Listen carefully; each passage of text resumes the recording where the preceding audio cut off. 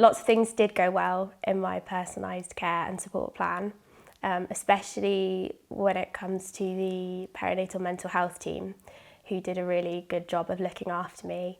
I was referred to them by my GP, and I was looked after by 2 people there, one of whom I did interpersonal psychotherapy with, to help me with some of the problems I was having at the time.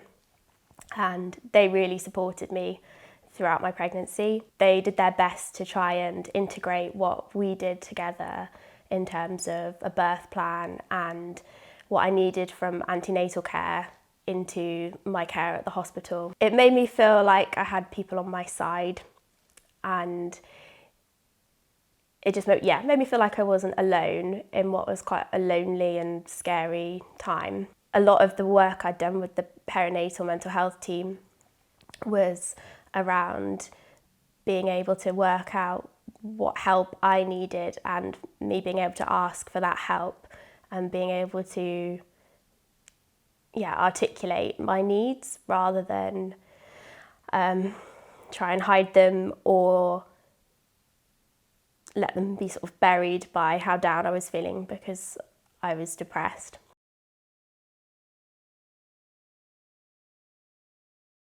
What would have made a difference to me was better communication between the different services that I needed. So the perinatal mental health team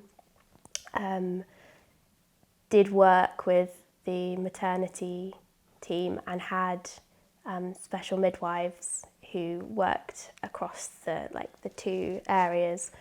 But those midwives weren't always there, and quite often I felt like things that I'd done with the perinatal mental health team didn't quite transfer to my care in the hospital.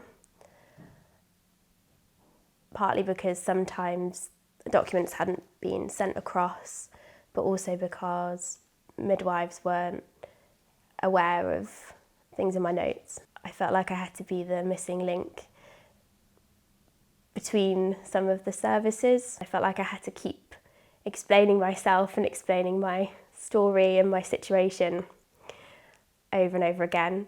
What would also have helped was feeling a little bit more listened to at times.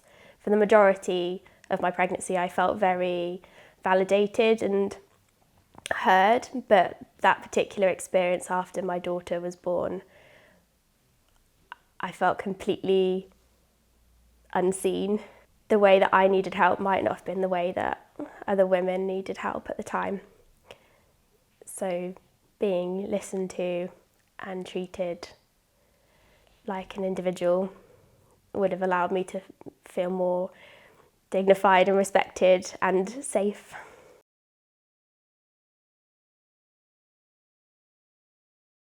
One of the biggest positives I've taken away from my experience was my memory of my daughter being delivered in theatre.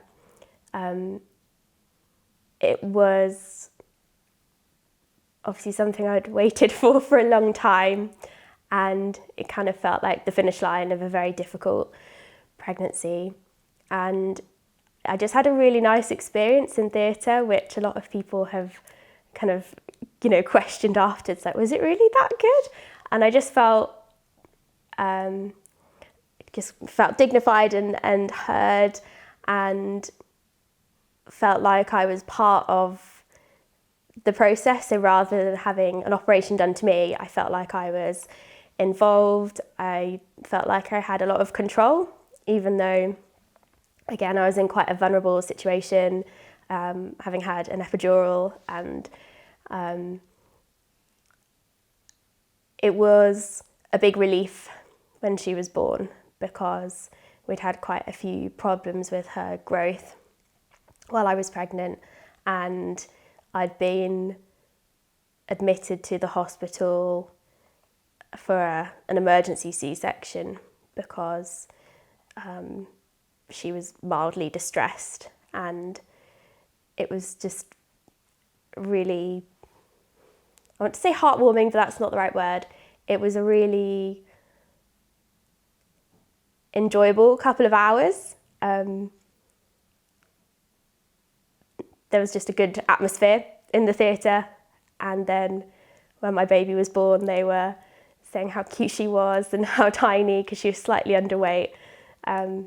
So I just felt that everything that I'd been prepared for and all of the different options I'd been given ahead of surgery had been honoured, and yeah, in the weirdest way I did feel like in control, and that was what I needed most of all, really.